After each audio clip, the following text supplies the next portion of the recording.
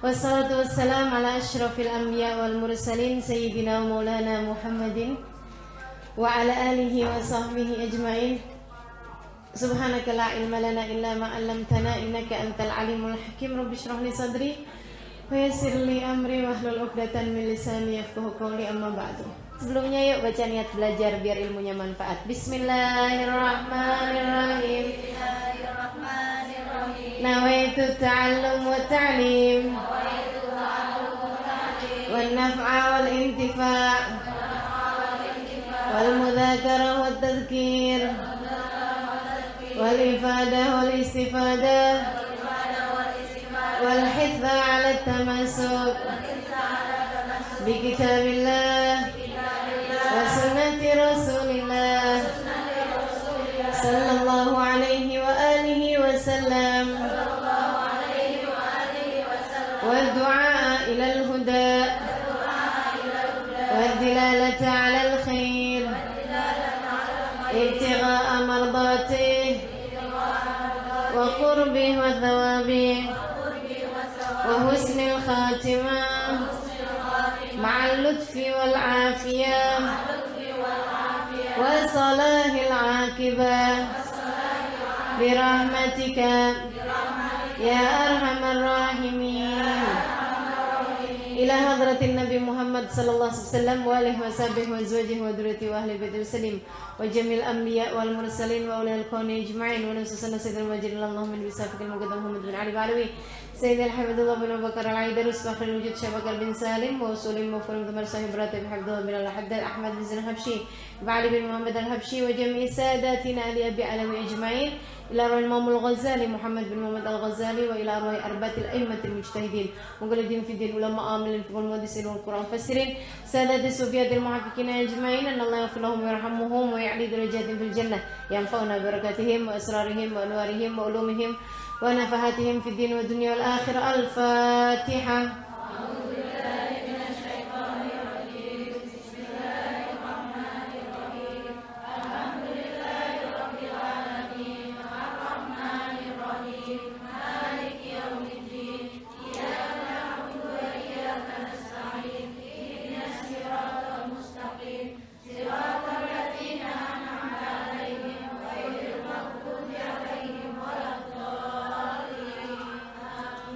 Amin ya rabbal alamin. Saudariku sekalian yang saya muliakan, bulan puasa, kalau segala sesuatu nih kan, nih kayak gini nih, ibarat kata lantai, ya. Ada lantai itu kotor, diapain? Diapain? Disapu, ya, disapu. Kalau kotornya biasa-biasa kan kita perlu sapu tuh. Saudara sekalian yang saya muliakan, ada yang kotornya nggak cukup disapu, gitu, rada berat kotornya. Diapain? Dipel, gitu ya, dipel perlunya. Dan ada yang kotornya kotor banget gitu, kotornya tuh udah berat banget, diapain mestinya? Ganti ubin. Nggak segitunya ya. Diapain? Disikat, gitu kan ya, dibaik clean, disikat, dipakein apa gitu yang bisa pembersih. Nah, kita tuh di antara dosa-dosa juga kurang lebih sama. Ada dosa-dosa tuh yang cukup dengan disapu. Nah, itu penyapunya sholat. Kata Nabi Muhammad SAW, as-shalah ilas shalah kafarah lima bainahuma. Dari sholat ke sholat berikutnya ngapusin dosa di antara tengah-tengahnya. Jadi kayak tiap kali kita sholat tuh kayak kita nyapu halaman rumah hati kita, sehingga ianya tetap terus-terusan bersih kalau sholat kita diterima sama Allah. Ada dosa yang nggak cukup dengan disapu tadi ini ya, kotorannya tuh nggak cukup dengan disapu, perlu yang lebih gede. Apa itu? Dipel. Apa pelnya? Teman-teman sekalian, al-jum'ah ilal jum'ah, kata Nabi Muhammad, dari Jumat ke Jumatnya lagi, kafarah lima bainahum. Jadi itu dosa juga begitu. Ada yang buat ngapusinya perlu dipel. Nah, dipel itu tadi tuh Jumat. Kita kalau jalanin Jumatnya dengan benar, begitu ya. Jumatnya kita banyak sholawatan, jangan lupa baca surat kahfi, harus ada sedekahnya juga, gitu kan. Banyakin baca sholawat. Itu kalau Jumat kita bagus, bisa jadi ngepel-ngepelnya itu. Dan teman-teman saudaraku sekalian saya muliakan, kadang-kadang nih dosanya karena kebanyakan juga, sama karena dosanya juga gitu deh ya, udah agak-agak berat nih, perlu yang lebih gede daripada itu. Perlu yang lebih gede daripada dipel ataupun disapu. Perlu disikat yang benar-benar, begitu kan, diamplas. Ini kamar mandi tuh kan suka kelihatan tuh kalau dibersihin pakai diamplas gitu ya, baru benar-benar bisa bersih. Nah ini amplas-amplasnya nih yang bikin bersihnya nih, ruang hati kita kembali disiapkan sama Allah Subhanahu wa taala.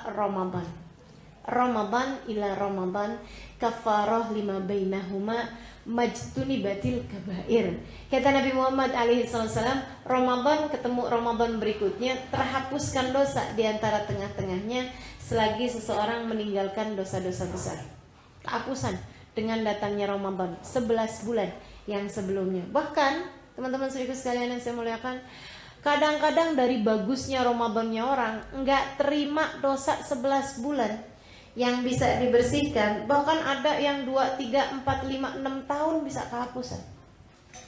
Kata Nabi Muhammad, "Man shama Ramadan wa qamahu imanan wa ihtisaban, ghufira lahu ma taqaddam min dhanbihi."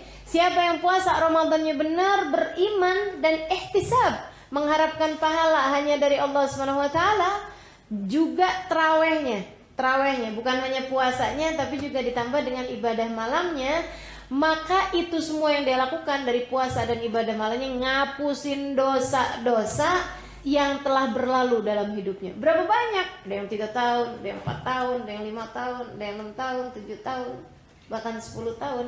Bahkan teman-teman sekalian, kalau ada orang tarawihnya bagus, benar, sofi. Apa tuh sofi? Murni, ya. Bulan Ramadannya menjadi bulan Ramadan yang murni.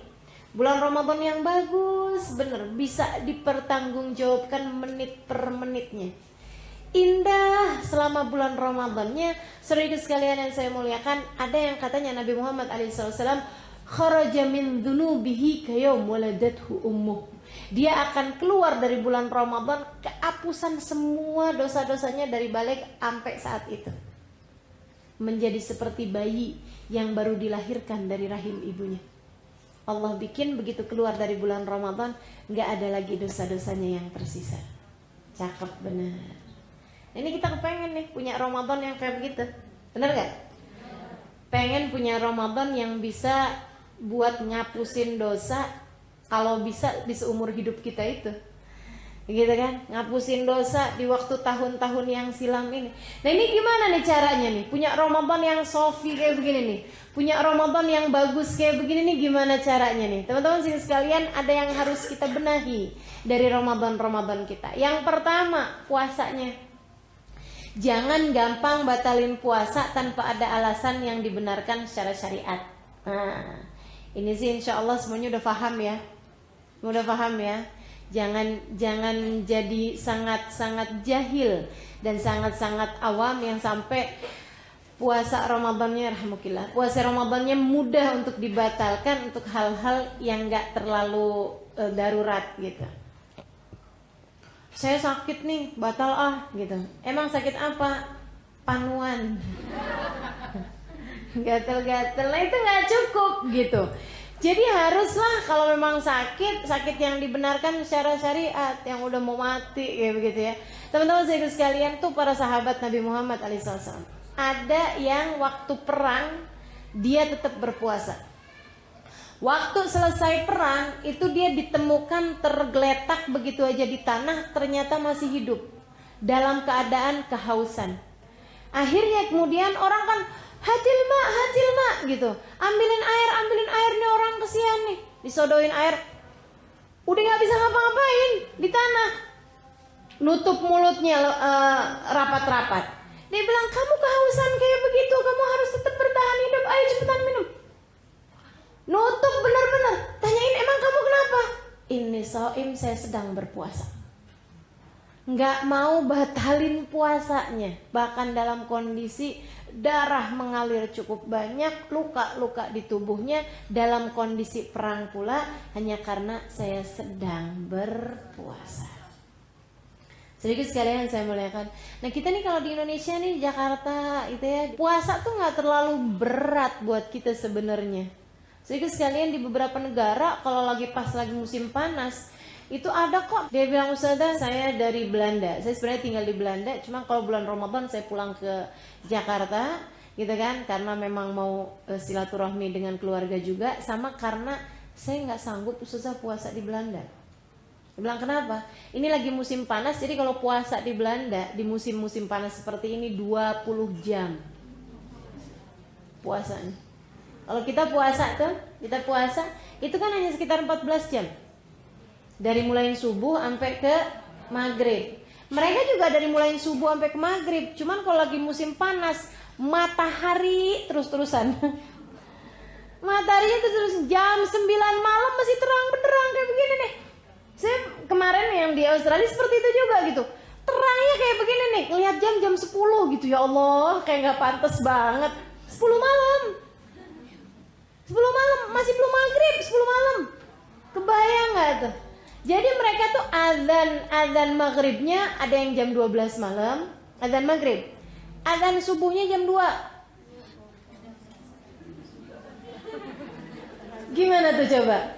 Kapan terawihnya, kapan tahajudnya, ya enggak? Aduh, luar biasa. Makanya teman-teman sedikit sekalian deh, yang paling ideal emang di Indonesia, orang Islam suruh tinggal aja semuanya di Indonesia kayaknya ya.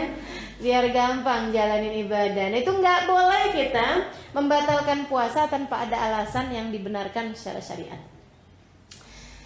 Suka ada tuh yang kayak begini, Ustazah saya nggak puasa nih Ustazah, besok pas lagi zaman masih ada telepon rumah tuh, ada orang telepon saya di rumah, dia bilang Ustazah saya kan besok nggak puasa, itu nanti bayarnya langsung habis lebaran apa boleh entar-entaran? Saya bilang tunggu dulu, kamu nggak puasanya kenapa? Saya mau ke Tanah Abang.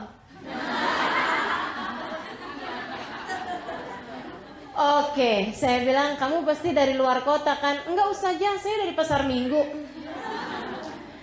Saya bilang, ya maksud kamu kenapa nih? Kamu mau ke Tanah Abang, ya udah ke Tanah Abang aja gitu kan? Tapi kamu tetap harus puasa gitu. Ya nggak kuat lah Ustazah.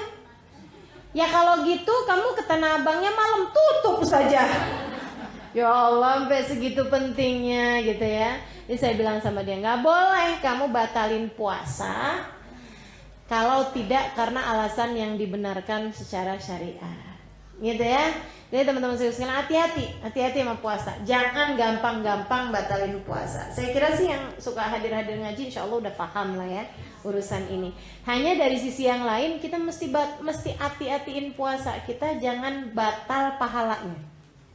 Jadi yang namanya puasa itu ada yang batal puasanya sehingga harus diqadha. Ada juga yang batal pahala puasanya sehingga puasanya sah katanya para ulama, tapi mereka juga tahu puasanya nggak diterima sama Allah. Diterima sama siapa? Kalau kita puasa nih terus puasa kita nggak diterima sama Allah, mau diterima sama siapa?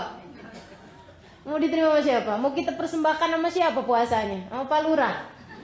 Nggak ada gitu. Maka teman-teman sekalian hati-hati, jangan sampai juga pahala kita bisa batal karena puasa nih. Saudaraku sekalian, ada yang antik. Kata Nabi Muhammad dalam hadis qudsinya, Allah Subhanahu wa taala berfirman, kullu amali ibni Adam lahu illa shaum fa innahu li wa ana ajzi bih. Semua amal perbuatan manusia buat dia sendiri kecuali puasa. Yang puasa buat Allah. Allah sendiri yang menilainya. Allah langsung yang jadi jurinya puasa kita. Maka emang mesti hati-hati banget gitu. Dan Nabi Muhammad bilang puasa itu bisa batal dengan ngomongin orang, dengan riba, dengan bohong begitu ya. Jadi kalau saya liatin nih, puasa tuh teman-teman saudaraku sekalian kan nggak kelihatan nih kan kalau orang puasa sama orang nggak puasa, kan nggak kelihatan ya. Tapi gitu ya, dan karena nggak kelihatan ini, makanya tuh sepanjang kita dari subuh sampai ke maghrib kita tuh lagi nambahin balon-balon pahala. Jadi kayak orang niup balon tuh, so tambah besar. Walaupun kita lagi puasa, kita tidur sekalipun tetap tuh balonnya tambah besar, balon pahalanya tambah besar sampai maghrib. Set, jadi nih udah satu gitu. Tapi hati-hati, sama halnya dengan balon, hati-hati yang jarum. Begitu kena jarum, apa yang terjadi? Kecil apa habis? Habis, teman-teman sekalian. Itu dia puasa. Itu dia puasa. Jadi tuh kalau misalnya kena amalan atau perkara-perkara yang bikin batal pahalanya puasa, menjadikan puasamu nggak ada sisanya, nggak ada sisanya. Maka Nabi Muhammad alaihissalam pernah ngasih percontohan hal yang seperti ini dengan, jadi ceritanya gini, Nabi bilang sama ahli Madinah, besok kalian puasa ya, jangan ada yang buka kecuali dengan izin saya. Kata Nabi, waktu maghrib semua ngantri depan pintu rumah Nabi mau minta izin. Rasul udah maghrib nih buka ya, iya silahkan. Rasulullah kami buka, boleh.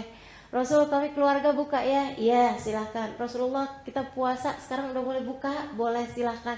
Semua nih, ada satu orang perempuan, banyak perempuannya boleh dikasih izin. Ada satu orang perempuan, Rasul saya buka, Nabi diem aja. Rasulullah bolehkah saya buka? Nabi diem aja. Apakah saya boleh berbuka? Nabi diem aja. Akhirnya malu kan, 3 kali nanya nggak dijawab. Akhirnya yang lain semuanya udah dapat izin. Jadi yang nggak dapat izinnya 2 orang perempuan. Sampai udah selesai semuanya, tinggal 2 orang ini, Nabi masuk. Si 2 orang perempuan nih, kita gimana nih nasibnya nih? Yang lain-lain udah pada buka, kita nih sendirian di sini nggak dapat izin nih. Nabinya udah masuk ke dalam rumah, dia nggak enak gitu kan, mau masuk ke rumahnya Nabi gitu, jadi nungguin aja. Ya Allah, mau masuk nggak enak. Ada orang laki-laki mau masuk ke Nabi, terus dibilangin, tolong dong, mintain izin sama Nabi. Kita boleh buka apa enggak nih? Yang lain-lain udah kenyang semuanya nih. Kita doang nih berduaan nih masih lapar nih belum buka gitu. Dia bilang ya kan. Dia masuk ke dalam, dia habis minta izin sama Nabi, terus dia bilang, ya Rasulullah inna imra'atan tahtal bab tasta'dinan laka an taftura. Wahai Rasul, ada 2 orang perempuan depan pintu rumahmu, minta izin padamu buat berbuka. Apakah engkau mengizinkannya berbuka? Kata Nabi Muhammad, nggak bilang iya, nggak bilang enggak, hatil WA, ambilin baskom.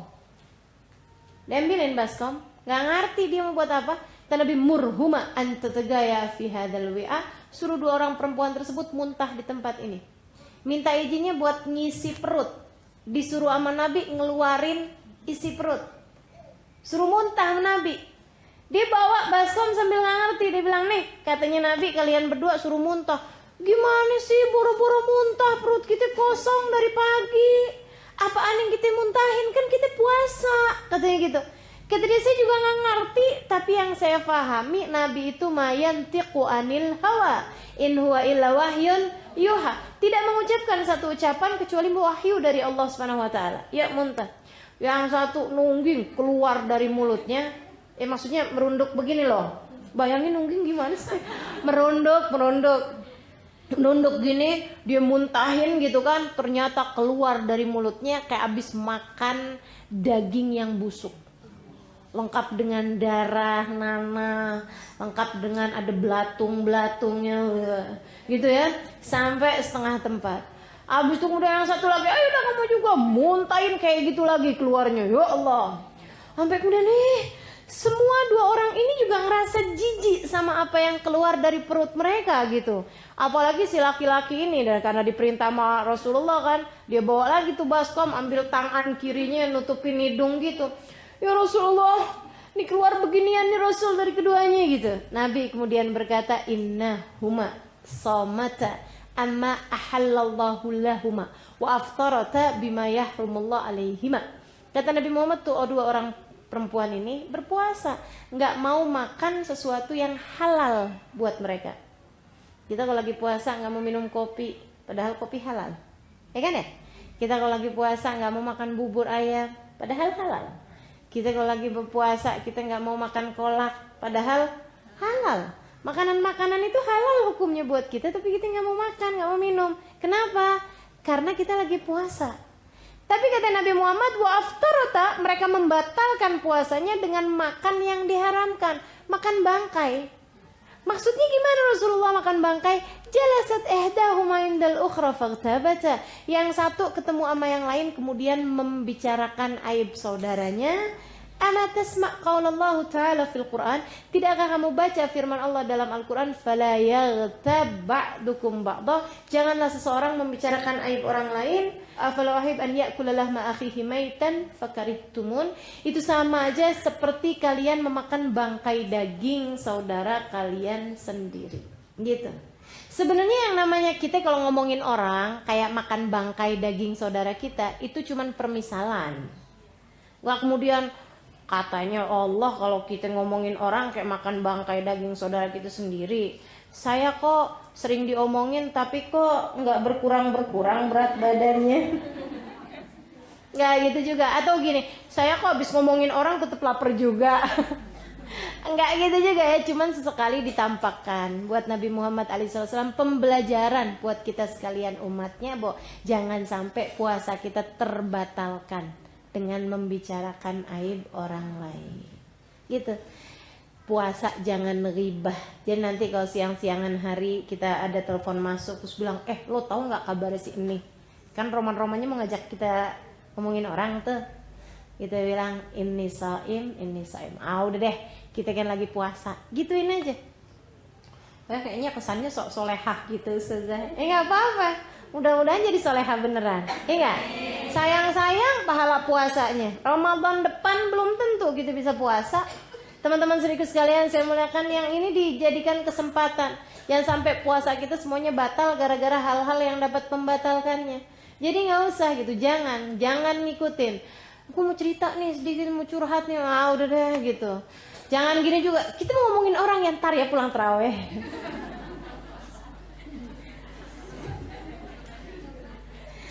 Kata Nabi Muhammad, khamsun yuftirna shaim, 5 perkara bikin batal habis pahala puasamu. Apa itu? Yang pertama al-kadzib, bohong. Jangan batalkan puasamu dengan berbohong. Mau bohong kecil, apalagi bohong besar. Mau bohong putih, apalagi bohong hitam. Bawang? Apa tuh? Hah? Oh, ada istilahnya ya? Oh, saya belum tahu nih istilahnya nih.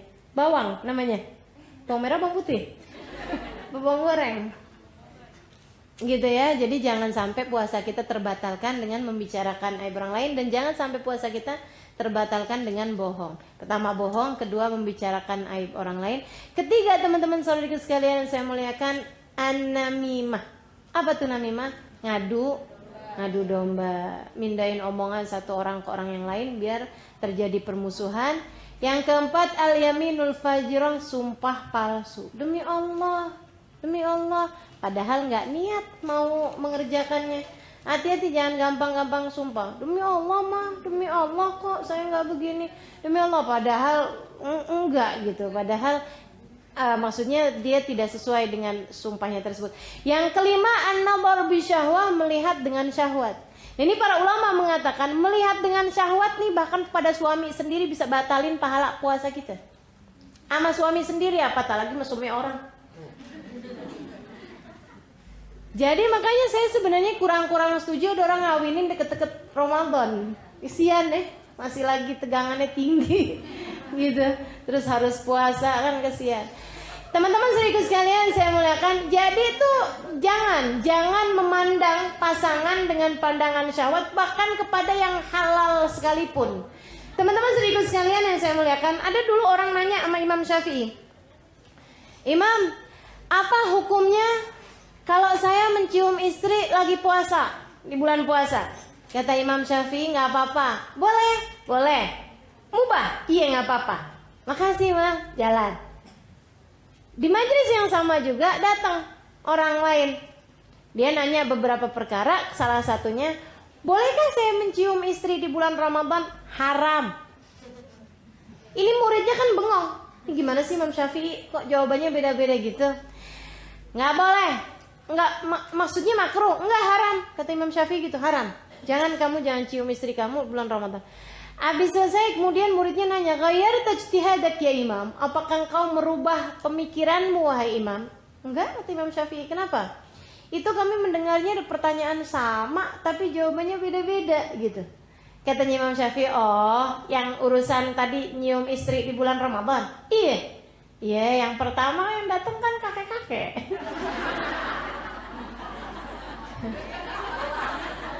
Jadi udah lowbat. Bukan lowbat lagi nih kayaknya. Udah habis baterainya. Itu ya, udah nggak ada sinyalnya. Nggak nyambung, gitu kan. Sementara yang kedua katanya Imam Syafi'i pengantin baru. Nah, ini bahaya kalau dia dibolehin cium bininya bisa kemana-mana. Jadi udah nggak usah sekalian, gitu. Jadi teman-teman saudaraku sekalian, nggak usah yang urusan-urusan dengan syahwat-syahwat gitu ya. Yang dibolehin aja nggak boleh tuh kalau bulan Ramadan, kalau lagi puasa. Malam sih apa, cuma mesti kalau siang tuh itu nggak boleh. Ama yang halal aja nggak boleh. Apatah lagi sama yang haram. Teman-teman saudaraku sekalian, makanya suka banyak pertanyaan, Ustazah, kalau bulan Ramadan nggak boleh pacaran ya? Ya itu sih nggak usah terima bulan Ramadan, pacaran sih memang haram. Jadi bagi adik-adik yang punya pacar, dengerin. Bagi adik-adik yang punya pacar, putusin pacarnya sebelum Ramadan. Ntar habis lebaran nyambung lagi Ustazah. Nanti habis lebaran terusin lagi putusnya. Maksudnya diterusin putusnya aja gitu ya, jangan disambung lagi. Nah itu teman-teman sekalian, nggak usah pacar-pacaran ya. Akhirnya malah bikin hidupmu jadi tambah semakin rusak, tambah semakin kotor. Kita nggak dikasih hidup 2 kali loh, cuman segini-gininya hidup kita ini. Makanya mesti benar-benar kita jaga, benar-benar kita rawat. Semoga menjadi kehidupan yang penuh keberkahan. Gitu ya. Jadi teman-teman sekalian kayak gitu, jagain puasanya. Dijagain puasanya lagi dari apa? Jangan berantem di bulan Ramadan, jangan bertengkar di bulan Ramadan, bahkan jangan berdebat di bulan Ramadan. Debat. Kalau ada orang yang ngajakin kita debat, udah aja. Inni saim, kata Nabi kayak begitu. Kata Nabi kayak begitu. Innama saum junnah, fa idza kana yawma saumi ahadikum fala yarfuth wa la yajhal wa la yafsuq. Puasa itu adalah benteng. Maka apabila seseorang di antara kalian sedang berpuasa, jangan ngomong kotor, jangan ngomong kasar, jangan nipu orang, jangan bodoh-bodohin orang. Maksudnya jangan menjadikan orang menjadi merasa kayak dirinya bodoh, diketawain gitu ya. Jangan ngebully. Jelas ya. Kalau kamu udah baik-baik, kamu lagi puasa udah baik-baik nih. Misalnya kita nggak ngomongin orang, kita nggak ngatain, kita nggak ngajakin debat orang, nggak ngajak berantem orang, udah baik-baik. Tapi syatamahu ahad, dicaci sama orang, qatalah, atau diajak berantem sama orang. Kata Nabi, falyaqul, hendaklah dia bilang, inni saim, saya sedang berpuasa. Ngomongnya 2 kali. Yang pertama ngomong sama diri sendiri, lagi puasa nih. Dimarahin mas suami, lagi puasa nih. Kayak gitu ya. Diingetin ke dirinya, lagi puasa nih. Gitu kan. Anak-anak nih dimarahin sama ibunya, ya Allah lagi puasa gitu. Teman-teman sekalian, yang keduanya kita omongin sama suami kita omongin. Bang maafin ya bang ya, kan kita lagi puasa ya bang, maafin ya bang, maafin gitu. Teman-teman sekalian, dah nggak usah panjang-panjang, pokoknya kalau lagi puasa dijagain puasanya sayang-sayang. Masa semua balon-balon pahala puasa kita mau meletus? Kan sayang bener gitu. Maka teman-teman sekalian kita jagain puasa kita, insya Allah. Jangan pas suaminya lagi marah, bang sebenarnya mau jawabin nih bang, tapi saya lagi puasa bentar habis maghrib. Ya Allah. Baik saudaraku sekalian, saya muliakan, itu puasa. Yang kedua terawih. Kalau lagi Ramadan, terawihnya jangan ditinggal. Semua fadilah mengenai puasa, semuanya hanya Allah Subhanahu wa ta'ala berikan kepada orang yang puasanya bagus dan ibadah malamnya bagus. Yang dimaksudkan dengan ibadah malam di situ tentu saja adalah terawih. Teman-teman sekalian, terawih berapa rakaat sih? 20 ya. Terawih itu 20 rakaat. Mulainya dari 2. Boleh 2, boleh 4. Awas ya, jangan kata Ustaz Jali mah boleh 2. Gitu aja dah. Nggak gitu juga. Itu maksudnya bilangan paling afdolnya adalah 20. Nah, kita sholatin taraweh kita 20 rakaat, kemudian tambah witirnya 11 rakaat. Berat langsung. Oke. Paling bagusnya kan 11. Nggak sanggup 11, 7. Nggak sanggup 7, 3 deh sekurangnya. Gitu ya. 3 sekurangnya. Ya Allah, teman-teman saya tuh pernah terawehan ceritanya di kota Salalah, Oman. Ceritanya hari pertama saya datang ke Oman dari Indonesia nih ceritanya. Ramadan pertama, hari pertama itu kita teraweh. Kemudian saya mau habis dari pesawat berjam-jam gitu kan. Waduh, udah capek bener, emang badan emang juga lagi capek gitu. Pembenaran nih saya nih. Saya ceritanya sholat teraweh gitu kan. Sholat teraweh saya di soft belakang-belakang nih. Imamnya bacanya kadang rakaat pertama nih misalnya baca Yasin. Ya Allah lamanya. Kapan kelarnya ya? Saya nanya mau mastiin nama sebelah gitu. Biasanya terawih berapa rakaat? 20 kan Ustazah? 20 Yasin semua enggak nih? Ya Allah, selesai jelang subuh nih, lama bener dah. Itu gitu. Rakaat keduanya nih, rakaat kedua sih nggak apal pasti ya, tapi misalnya gitu, rakaat keduanya tabarok gitu. Ya ampun panjang-panjangnya, tar waqiah gitu. Ya Allah, yang imamin perempuan juga gitu. Saya tuh sampai niat jeleknya saya kayak gini. Ntar dah, saya udah ustazah nih ya, udah ustazah. Kebayang nggak? Saya tuh ini, ntar dah, mulai sholatnya kalau udah mau ruku aja. Kayak anak kecil. Ya Allah tuh nafsu gitu ya, mengajakinya tuh kayak begitu gitu.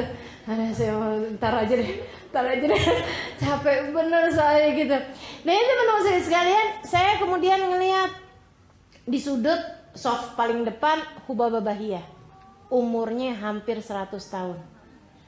Tapi begitu Allahu Akbar langsung diri pakai silak Allahu Akbar. Dah gitu ngikutin sholat, semangatnya luar biasa. Saya jadi mikir, ya Allah, Hubabah Bahiyah ya 96 tahun ya, kayak gitu ya. Semangat bener ibadahnya ya. Saya waktu itu gitu. Saya 24 25 waktu itu umurnya. Saya 25 kayak begini. Ya Allah, saya kalau umurnya tua kayak begitu, saya kayak apaan tuh? Saya jadi mikir, ya Allah, seremnya saya sama diri saya sendiri. Akhirnya saya kemudian berusaha untuk ngambil, ini sesuatu yang diajarkan oleh guru-guru kami. Kamu kalau lagi malas-malas ibadah, suruh deketin orang yang rajin ibadah, gitu kan? Katanya gitu. Kita tuh sebelahan aja sama orang yang rajin ibadah, jadi rajin ibadahnya. Jadi akhirnya saya pamit gitu. Minta maaf, kulunun sama orang-orang Oman itu ya. Ya, makanya gitu ya. Afwan sama ini gitu kan. Sampai ke depan, merekanya ngormat tamu kan. Jadi biarin aja gitu. Mau kemana sih nih anak gitu ya. Sampai kemudian nyampe di soft terdepan sampingan sama Hubabah Bahiyah. Saya geser boleh enggak saya samping Hubabah Bahiyah? Gimana tuh foto di Ustazah? Ya udah, saya sampingan sama Hubabah Bahiyah. Dan subhanallah teman-teman saya sekalian, tiap kali ngeliat Hubabah Bahiyah gitu, jadinya langsung gitu. Saya begitu habis Assalamualaikum warahmatullahi wabarakatuh, mau lonjorin kaki, Hubabahnya gumi. Ya bismillahirrahmanirrahim gitu. Jadi akhirnya tersemangatkanlah mengerjakan taraweh itu sampai dengan akhirnya teman-teman sekalian 20 rakaat dengan surat yang panjang-panjang, habis itu witirnya 11. Tiap satu rakaat witir selama 8 rakaat itu isinya satu makro surat Yasin. Yasin itu dibagi 3, gitu ya. Habis gitu yang 3 rakaatnya biasa deh Sabbihisma, Qul ya ayyuhal kafirun sama Qul huwallahu ahad dan al-muawwidzatain. Itu sholatnya 3 jam lebih teman-teman saya sekalian. Lama banget gitu. Sampai habis selesai tarawih, habis selesai witir nih 3,5 jam. Ya Allah, siapa yang gak ujub? Ujub saya, surga nih saya nih, luar biasa hebatnya saya nih hari pertama masih lagi capek-capek kayak begini, saya bisa taraweh 3,5 jam, wah, saya mau cerita sama semua orang di dunia. Hubabah noleh, itu nggak enaknya kalau sampingan sama orang-orang yang masya Allah tuh ya. Mereka tuh ngelihat kita tuh kayak kebaca semua yang ada dalam hati gitu. Wah, nolnya gini, Halimah. Iya Baba. Kita nih Halimah. Kita lagi bahasanya. Nggak terus terang aja kamu gitu ya. Kita nih ya, kalau mau masuk surga, kira-kira surga yang mana gitu. Emang kenapa Baba? Iya, kita nih ibadah baru bisanya cuman kayak gini-gini aja udah ngerasa pantas masuk surga. Ya Allah. Kata bapak-bapak, ya kamu tahu nak, Abi Abdullah bin Husain bin Tahir, Habib Ali Al-Habsyi dulu kalau sholat taraweh itu membaca 20 rakaat dengan membaca 10 juz Al-Quran.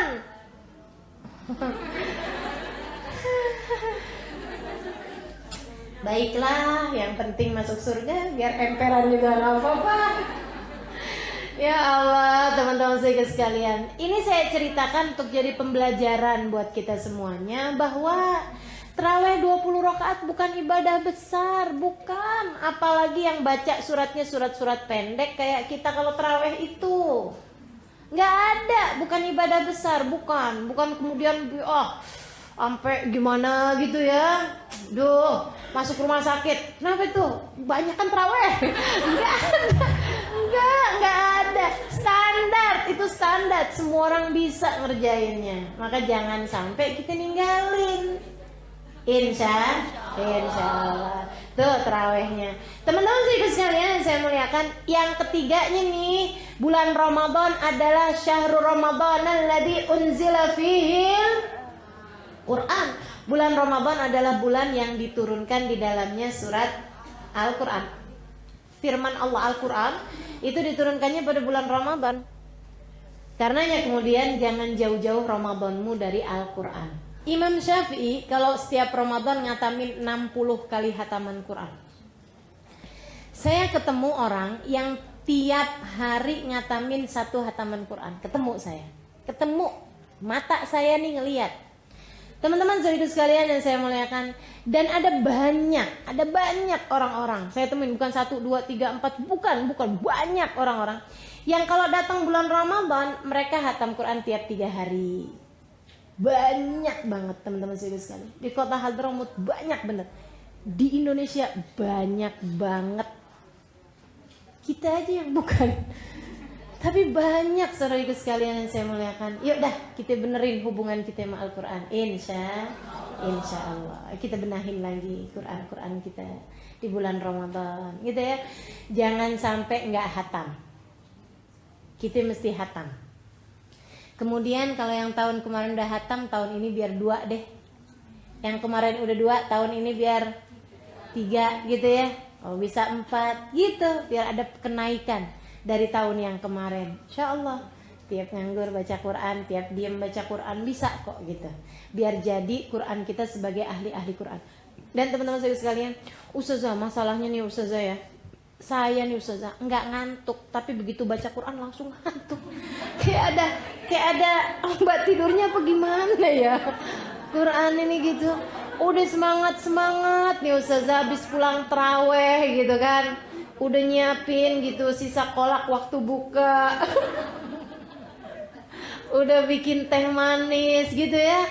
Maksudnya tuh mau begadang baca Al-Quran gitu ya. Sampai jam berapa kayak sampai jam 12 gitu. Ya Allah Ustazah, rencana nih Ustazah mau baca berapa juz gitu. Sampai dapat beberapa ayat, kemudian ya ampun banyak banget, udah sejuz aja dah nggak apa-apa dah. Baru baca lagi kemudian beberapa ayat, udah nggak usah sejuz deh, yang penting kan pokoknya baca gitu setengah deh nggak apa-apa deh. Terus kemudian baru beberapa ayat lagi, kayaknya 3 lembar juga nggak apa-apa. Sampai begitu dapat 1 lembar tuh, Shadaqallahul Adzim. Siapa yang kalau baca Quran kayak gitu? Aku. Saya katanya. Teman-teman sekalian yang saya muliakan, nih ya saya bilangin, teman-teman kalau lagi baca Quran terus ngantuk nggak apa-apa, terusin aja, nggak apa-apa. Mesti tahu rasanya ketidur baca Al-Quran, nggak apa-apa. Bukan tidur glosor gitu, enggak. Maksudnya lagi duduk kan baca Quran duduk ya, duduk gitu. Gitu. Nggak apa-apa. Udah begitu tidur kan nggak batal. Kalau tidurnya sambil duduk kan nggak batal ya. terusin lagi gitu, baca lagi, disepet-sepetin matanya gitu kan, baca lagi gitu.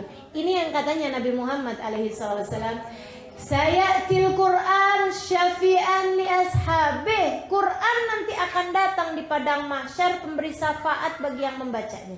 Dia akan bilang, ya Allah, dia nih ya Allah mau baca saya sampai ketidur-tiduran, saya menghalangkannya dari tidur.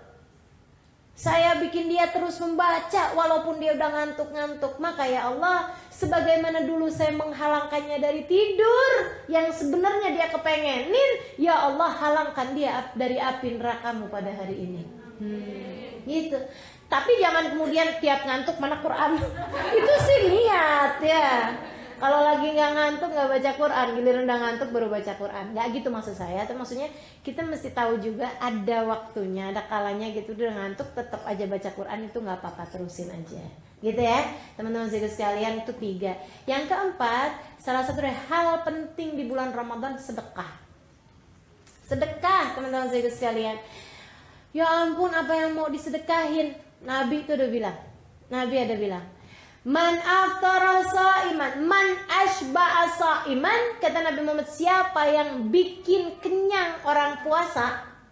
Maksudnya bukan siang-siang hari, ayo kamu makan gitu, bikin kenyang apa. Maksudnya waktu buka ya, waktu malamnya. Maka kana maghfiratan lidunubi, itu akan menjadi penghapusan bagi dosa-dosanya. Gitu. Wa man aftara sha'iman, dan siapa yang memberi bukaan puasa bagi orang yang berpuasa, falahu mithlu ajrih la yanqus min dzalika syai'a. Maka dia dapat pahala yang sama dengan orang yang berpuasa tersebut, tidak berkurang sedikit pun juga. Dan ini menurut saya ibadah yang antik luar biasa. Teman-teman sekalian, kita nih kalau ngerjain ibadah kan dari yang bisa kita kerjain aja. Kita nggak mungkin bisa nyuri pahala ibadahnya orang. Bener nggak? Ibadahnya orang bisa ada dalam catatannya kita, kan gimana ceritanya gitu loh. Saya tuh sering banget kepikir gitu ya, ya Allah kalau aja ya ibadahnya Hubaba Bahia bisa ada dalam catatan saya, gitu maksudnya.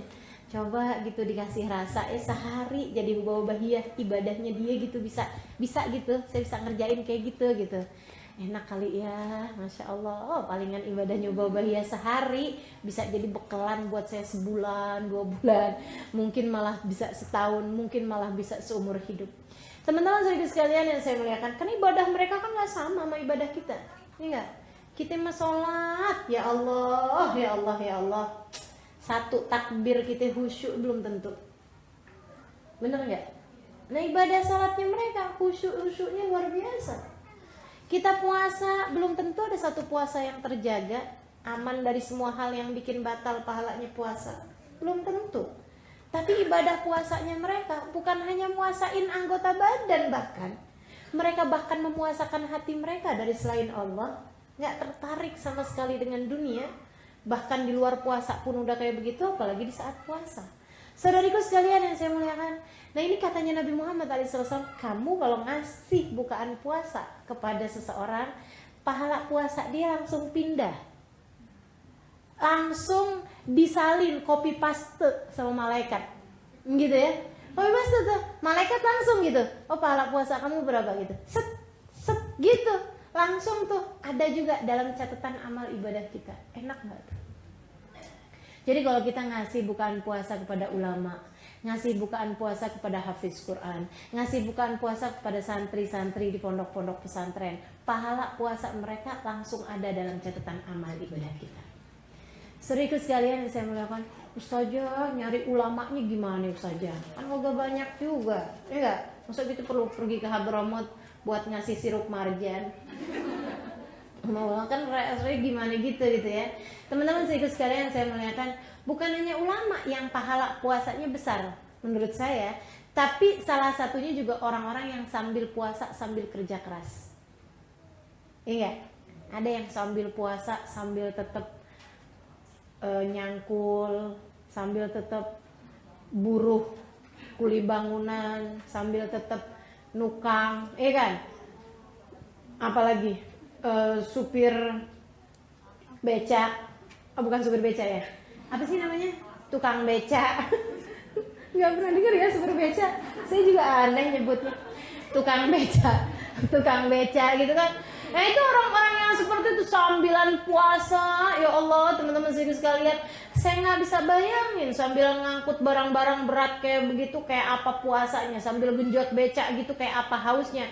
Saya nih makanya alhamdulillah juga di Indonesia nih kalau lagi bulan puasa pada libur pengajiannya. Kalau enggak kan sekali, 2 kali, 3 kali pengajian hausnya setengah mati. Teman-teman sekalian, nah pahala puasa mereka nggak sama loh sama pahala puasa kita. Nggak sama. Kita mah model yang bangun-bangun pagi-pagi jam berapa sih gitu. Buka TV deh gitu, ngeliatin film gitu ya, ngeliatin kartun gitu kan. Ibu-ibu nih kadang ngeliatin handphone gitu, iseng-isengnya ngeliat resep-resep masakan. Ada yang kayak gitu, gambar-gambar makanan. Gitu ya. Apa gitu yang biasa kita kerjain kalau bulan puasa gitu, sambil santai, sambil nggak ngapa-ngapain. Serius kalian, pahala puasa mereka beda pahalanya dari pahala puasa kita. Maka kalau kemudian kita kasih bukaan puasa kepada mereka, kita dapat pahala yang sama dengan puasa orang tersebut, tidak berkurang sedikit pun juga. Langsung di copy paste sama malaikat, ditaruh dalam catatan amal ibadah kita. Sahabat sampai pada nanya kayak gini, ya Rasulullah, kan gak semua dari kita kaya bisa ngasih bukaan puasa sama orang lain. Kata Nabi Muhammad, kamu dapat kayak begitu walaupun dengan memberi 3 buah kurma. 3 buah kurma kamu kasih, atau semangkok kolak yang kamu kasih, segelas sirup yang kamu kasih, asal dipakai buat makanan buka puasanya dia, itu kamu dapat pahala yang sama dengan pahala puasanya orang tersebut, tidak berkurang sedikit pun juga. Jadi saran saya, yang bikin kolak banyakin airnya. Banyakin maksudnya gitu kan. Kuahnya kasihin sono kayak gitu. Yang enak lah gitu ya. Nah teman-teman sekalian, yang pasti kalau makanan tersebut jadi pembuka puasa bagi mereka, kita dapat pahala puasa yang sama. Alhamdulillah. Bukannya kalau gitu sayanya nggak usah puasa, usah jadi aja yang pada puasa aja, bukan gitu, kan gitu. Dosanya besar untuk tengah puasa ya. Nah itu teman-teman sekalian. Kemudian salah satu di ibadah di waktu bulan puasa juga adalah untuk jangan tinggalkan sahur. Kita perlu sahur. Kenapa? Satu, dalam sahur terdapat keberkahan. Kata Nabi Muhammad, tasahharu fa inna fis sahuri barokah. Salah satu berkahnya sahur adalah bahwa ia merupakan makanan yang tidak dihisab Allah Subhanahu wa taala. Jadi nggak dihisab bukan berarti kita boleh makan makanan haram, bukan. Tapi semua makanan yang masuk dalam perut kita nih, tiap suapannya akan ditanya sama Allah dari mana rizkinya, untuk apa kamu memakannya, kecuali 2 makanan yang nggak ada hisabnya. Yang pertama makan bersama dengan tamu, yang kedua makanan sahur, itu nggak ada hisabnya. Enak bener kan? Gitu ya. Nah, itu karena sahur itu adalah berkah gitu. Jadi nggak dihisab. Maka kalau mau nambah sahur nggak apa-apa. Nggak nafsu, ngantuk ya. Jadi sahurlah teman-teman saudariku sekalian, karena sahur barokah. Sahurlah karena sahur tidak dihisab Allah SWT. Sahurlah untuk membedakan puasamu dengan puasanya orang Yahudi, karena kabarnya orang Yahudi juga puasa, bukan bulan Ramadan tentunya, tapi puasa mereka nggak pakai sahur. Kemudian sahurlah juga untuk membiasakanmu bangun sebelum subuh. Biar nanti ini udah biasa puasa di bulan Ramadan, nanti abis selesai Ramadan jadi lebih ringan buat acara bangun malam, bangun sebelum subuh untuk tahajud, gitu ya. Kemarin kita sahur, abis selesai Lebaran, kemudian kita tetap bangun pada jam-jam seperti itu untuk tahajud. Jadi ringan, insya Allah. Terakhir, paling akhir, cari Lailatul Qadar. Kapan kira-kiranya? Mungkin aja, kapan aja bisa terjadi. Tapi kejadiannya pada hari-hari yang terakhir lebih mungkin. Dan kejadiannya pada malam-malam ganjil lebih mungkin. Jadi biasanya orang-orang soleha mulain berjaga dari malam 15. Habis itu malam 17. Habis itu malam 19. Habis itu malam 21. Habis itu malam. Nah, terutama memang 21, 23, 25, 27, 29 itu yang paling mungkin terjadinya Lailatul Qadar. Gitu ya. Nah, kita tuh setiap malamnya, malam 21 ini dia nih Lailatul Qadarnya nih. Gitu. Ibadah deh kita gitu kan. nanti malam 23 kayaknya yang ini nih gitu. Ntar malam 25 roman-romannya ini nih adem gitu ya. Ntar malam 27 kebanyakan ulama bilang Lailatul Qadar jatuhnya malam 27. Ntar malam 29 ini kemungkinan terakhir gitu kan. Jadi kita ibadahin semua, jangan dibalik-balik. Malam 21 kayaknya bukan, terlalu awal gitu. Malam 23 gerah, katanya kan adem. Malam 25 gerimis. Malam 27 hujan gede. Ya Allah, ini nggak jadi-jadi ibadahnya kapan tuh teman-teman sekalian gitu. Jadi kita mesti kirain bahwa setiap malam berkemungkinan Lailatul Qadar, sehingga tidak terlewatkan ketika benar-benar terjadi Lailatul Qadar. Emang apa aja di malam Lailatul Qadar? Tanazzalul malaikatu waruh. Pertama, khairun min alfi syahr. Lebih baik daripada ibadah 83 tahun. Lebih baik daripada 83 tahun ibadah. Siam lailaha qiyam lailaha usiam nahara. Lebih baik daripada ibadah 83 tahun. Siangnya dipakai buat puasa, malamnya dipakai buat sholat. Begitu ya. Kemudian teman-teman sekalian, tanazzalul malaikah. Malam tersebut ribuan, bahkan jutaan malaikat-malaikatnya Allah turun ke atas muka bumi, min kulli amrin, menyelesaikan urusan mereka. Apa urusannya? Doain kita. Maka yang malam hari tersebut sedang ibadah, jutaan malaikat berkata, ya Allah terimalah ibadahnya. Yang malam Lailatul Qadar tersebut lagi mohon ampunan, jutaan malaikat, ya Allah ampunin dosa-dosanya. Yang malam hari tersebut lagi minta hajat pada Allah SWT, ya Allah kabulkan hajatnya. Makanya nih buat para jomblo yang udah kepengen kawin, tuh cari Lailatul Qadar, diaminin jutaan malaikat. Ya Allah, jangan sampai lewat tahun depan saya masih juga puasa dan sahur sendirian. Buka puasa dan sahurnya mau ada yang nemenin, ya Allah, gitu ya. Gitu. Jadi insya Allah tuh kalau benar-benar sungguh-sungguh nyarinya dan berdoa, insya Allah dijabah sama Allah SWT. Gitu ya, tuh Lailatul Qadar. Dan teman-teman, malam pertama Ramadan jangan lupa baca surat Al-Fatah. Inna fatahna laka fathan mubina. Kalau bisa dalam sholat sunnah itu lebih bagus, kalau nggak bisa di luar sholat pun nggak apa-apa. Gitu ya, insya Allah mudah-mudahan dapat kita amalkan. Semoga Ramadan kita menjadi Ramadan yang terjaga, Ramadan yang pantas buat ngapusin dosa-dosa kita. Bukan hanya dosa selama 11 bulan insya Allah, bukan hanya dosa beberapa tahun insya Allah. Mudah-mudahan dosa dari balik sampai sekarang terhapuskan dengan adanya Ramadan yang baik dari kita, amin ya rabbal alamin. Dan juga dapat menjadi penjagaan untuk masa-masa ke depan, sehingga Ramadan kita dapat menjadikan kita umat Nabi Muhammad yang salehah, hamba Allah yang penuh dengan ketakwaan.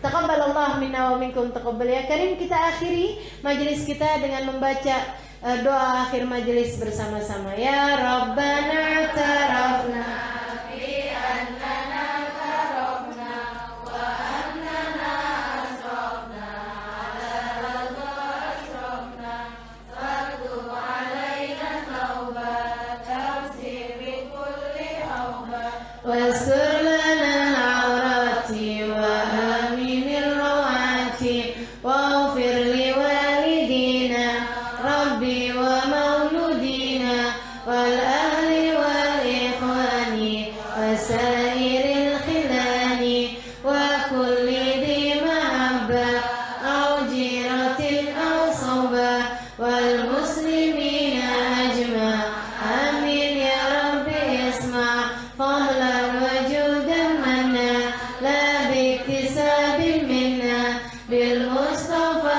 rasuli nahda bikulli suli sallallahu wasallam rabbi